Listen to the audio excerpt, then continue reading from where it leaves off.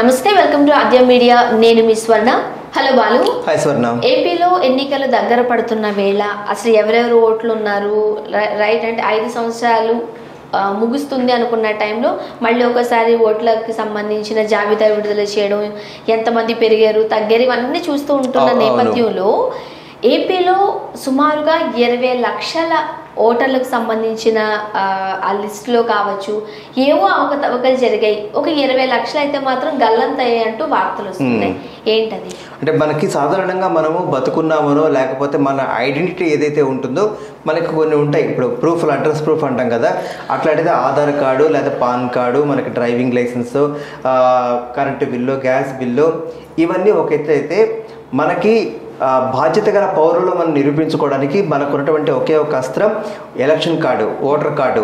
ఆ 18 ఏళ్ళు నిండిన తర్వాత మనకి ఏదైతే మనకి ఓట్లు నమోదు చేస్తామో మనం ఒక బాధ్యత గల ఒక పార్టీకో లేకపోతే నీకు నచ్చినటువంటి ఒక పర్సన్కి ఓటేసే హక్కు మనకు ఎట్లయితే ఉంటుందో ఆ ఓటును కూడా మన ఇవాళ రోజుల్లో హరించుకుపోయేటువంటి పరిస్థితుల్లో దేశం మొత్తం ఉంది. ఒక ఏపీ అనే కాదు, పోయిన సంవత్సరం పోయిన ఎలక్షన్స్ చెప్పాలంటే మనం ఏపీకి సంబంధించి అని మాట్లాడుకోవాలి. ఒక నంబర్ వచ్చింది కాబట్టి దేశవ్యాప్తంగా ఇదే పరిస్థితి. ఇప్పుడు రూలింగ్ పార్టీ ఉందంటే దానికి అపోజిషన్ పార్టీ ఎవరైతే గెలుస్తారనుకుంటున్నామో, ఎవరి వాళ్ళ నుంచి మనకి కొంచెం ఎక్కువ థ్రెట్ ఉందని అనుకుంటున్నామో వాళ్ళ యొక్క సింపథైజర్స్ కావచ్చు, ఆ పార్టీకి సంబంధించిన ఓట్లు గుర్తించి ఈ మధ్యకాలంలో సర్వేల పేరుతో చాలామంది కొన్ని సంస్థలు, మీడియా సంస్థలు కావచ్చు, ప్రైవేట్ సంస్థలు కావచ్చు, ఈ సర్వేల పేరుతో ఇంటింటికి వెళ్ళి ఎంతమంది ఓట్లు ఉన్నాయి, వాళ్ళు సాధారణంగా మనకి ఎట్లా ఉంటుందంటే ఎంత అవుననుకున్నా కాదనుకున్నా కానీ కుల ఆధారిత రాజకీయాలు మన దేశంలో ఎప్పటికీ పోవని ఖచ్చితంగా చెప్పాలి.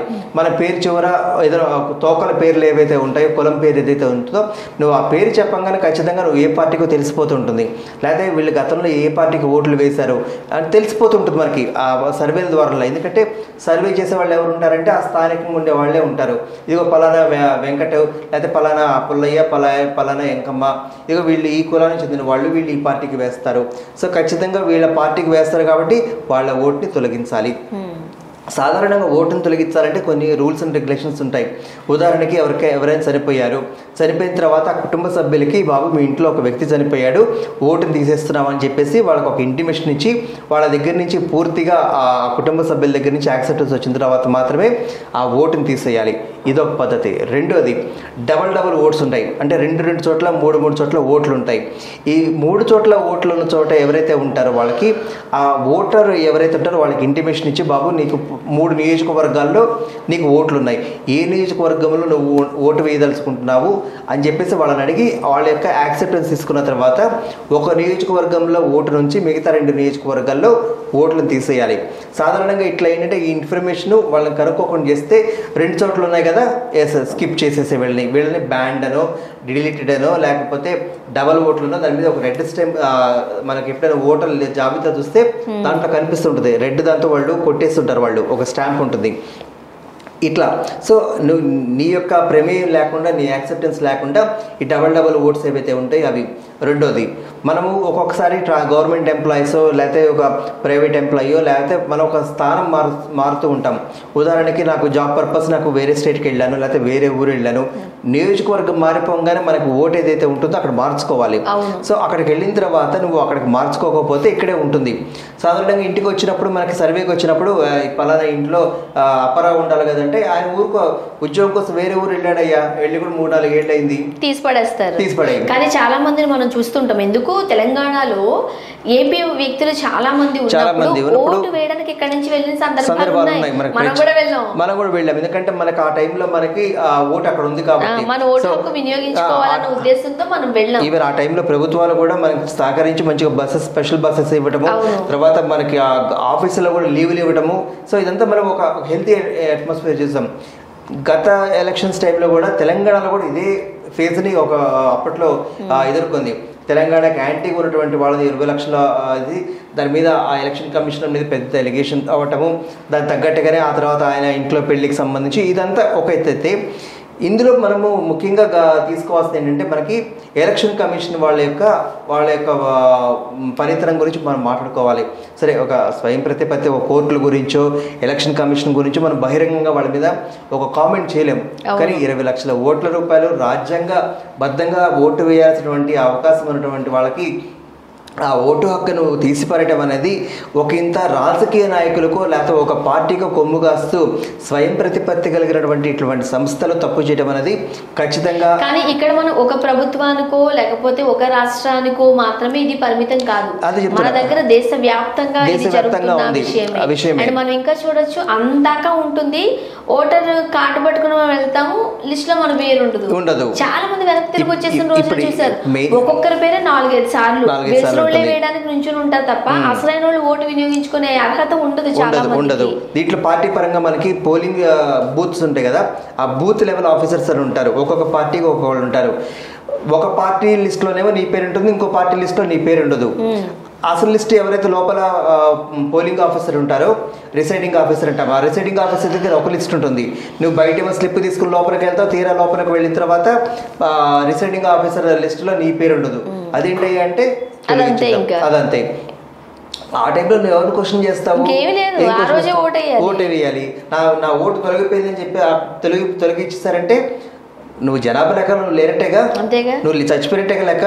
అంటే మనం బతుకున్నా కానీ శవాలతో సమానమైనటువంటి ప్రక్రియ జరుగుతున్నది. అంటే ఎందుకు ఎలక్షన్స్ రాగానే ఇట్లా జరుగుతుంది? పోనీ నెక్స్ట్ టైం రెక్టిఫై చేసుకొని నీ ఓటు నువ్వు చేస్తే మనము ఒక సర్కార్ అని చెప్పేసి మనకి విజయ్ సినిమా ఒకటి ఉంది మనకి. ఒక్క ఓటే కదా, ఈ ఒక్క ఓటు పోతే ఏమవుతుందని అనుకుంటే ఆ ఒక్క ఓటు నుంచి దాదాపుగా 10 లక్షల మంది ఇదిగో బాబు నా ఓటు కూడా వేరే వాళ్ళు దొంగ ఓటు వేయటం వేరు, నీ ఓటు ఇంకోటి వేయటం వేరు, మన ఓటు నలుగురు వేస్తారు, అది వేరు. అంటే నువ్వు నీ ఓటు ఉంది, నువ్వు ఎగ్జిస్టెడ్. చాలా హాస్యాస్పదమైన సంఘటనలు మనం చూస్తుంటాం. ఎంత 70-80 అసలు వాళ్ళు చచ్చిపోయి ఉంటారు, వాళ్ళ మీద 10 ఓట్లు ఉంటాయి. ఈ ఏజ్ కనీసం 18 ఏళ్ళు కూడా నిండవు, 30-40 ఓట్లు ఉంటాయి. అసలైన ఓటుకు మాత్రం ఓట్లు ఉండదు ఒక్కడికి. అందుకు నిదర్శనం మన ఎమ్మెల్సీ ఎన్నికలు ఏదైతే ఉందో, గ్రాడ్యుయేట్ ఎమ్మెల్సీలో 10th క్లాస్ ఫెయిల్ అయిన వాళ్ళకి గ్రాడ్యుయేట్ ఎమ్మెల్సీ ఒకటే ఇంటి నెంబర్ పేరు మీద దాదాపు 40-50 మంది తీసుకురావడం. సో ఇవంతా రాజకీయంగా ఒక పొలిటికల్ పార్టీ స్టంట్ అయినప్పటికీ కూడాను రాజ్యాంగబద్ధంగా ఉండాల్సినటువంటి ఆ ఎలక్షన్ కమిషన్ అట్లా చేయకూడదు అనేది మన అభిప్రాయం. సో ఖచ్చితంగా వాళ్ళు ఒక పార్టీ కొమ్ము కాస్తూ ఈ లిస్ట్లో అందరినీ డిలీట్ చేయాలి. వాళ్ళు కాస్త క్రాస్ చెక్ చేసుకొని లేకపోతే సర్వే చేస్తూ ఎవరినో ఒకళ్ళు పంపించో. ఎందుకంటే మనకు రెవెన్యూ వ్యవస్థ ఉంది, పంచాయతీరాజ్ వ్యవస్థ ఉంది, ఈ ఎలక్షన్ సంబంధించి కావచ్చు, జనాభా లెక్కలు సంబంధించి కావచ్చు, టీచర్లు బాగా యాక్టివ్గా పనిచేయించుకుంటారు.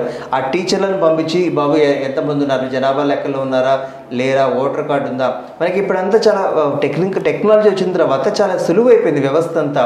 ఆ టెక్నాలజీని వాడుకొని మనము ఖచ్చితంగా చేయాల్సినటువంటి ఆవశ్యకత ఉంటుంది. నేను ఉన్నానా లేదా, నా ఓటు ఉందా లేదా మనం చెక్ చేసుకుంటూ ఉండాలి. సో ఇటువంటి లాస్ట్ మినిట్ ఆడికి వెళ్ళిన తర్వాత చెక్ చేసిన తర్వాత నువ్వు లేదు అంటే నువ్వు బయటికి వెళ్ళడం తప్పిస్తే నువ్వేం గొడవ చేయడానికి లేదు.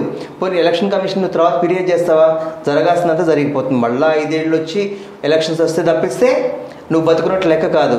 పోనీ అప్పటికన్నా నువ్వు ఉంటావా, నీ పార్టీ ఏదైతే ఉందో అది ఉంటే నువ్వు ఉంటావు, లేకపోతే లేదు. సో ఈ ప్రక్రియ కొనసాగుతున్న కాలం రాజ్యాంగబద్ధంగా ఏ పార్టీ కావచ్చు లేకపోతే ఏ స్వయం ప్రతిపత్తి కలిగినటువంటి ఏ సంస్థ కూడాను నెగ్గుకు రాలేవు. దీనిది రాజ్యాంగం పరంగా తీసుకున్నట్లయితే ఇది పెను ప్రమాదంగానే చెప్పుకోవచ్చు. ఎందుకంటే ఓటర్ల తొలగింపు అనేది ఖచ్చితంగా రాజ్యాంగానికి విరుద్ధంగానే జరుగుతుంది. దీనిపైన పార్లమెంట్లో కావచ్చు, ఉభయ సభల్లో ఖచ్చితంగా మాట్లాడాలి. ఇటువంటి వాళ్ళు ప్రధానంగా ముందు బయటకు నా ఓటు లేదని చెప్పేసి మనము ఇంటికి వెళ్ళటం కాదు. ఇదిగో నా ఓటు లేదని చెప్పేసి కలెక్టర్కో లేకపోతే ఆర్డీఓకో ఎంఆర్ఓకో మనకి ఇప్పుడు ఎలక్షన్ కమిషన్ మనకి ఆన్లైన్లో మనం చేసుకోవచ్చు. మనకి ఒక ఫిర్యాదు సంబంధించినటువంటి ఒకటి ఉంటుంది.